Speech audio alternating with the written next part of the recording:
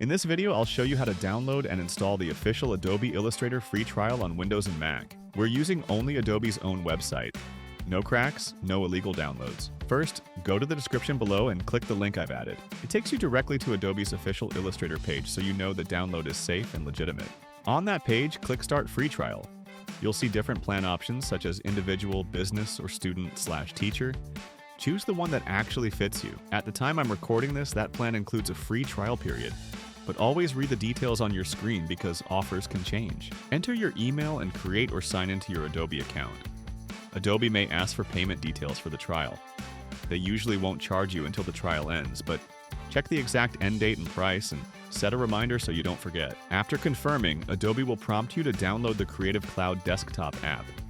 Install Creative Cloud, log in, then go to the Apps section and click Install next to Illustrator. Wait for it to download and install.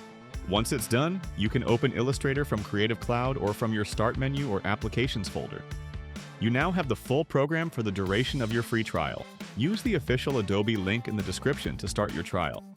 That link is an affiliate link, which means I might earn a small commission if you sign up, at no extra cost to you. If this helped, leave a like and subscribe for more software guides.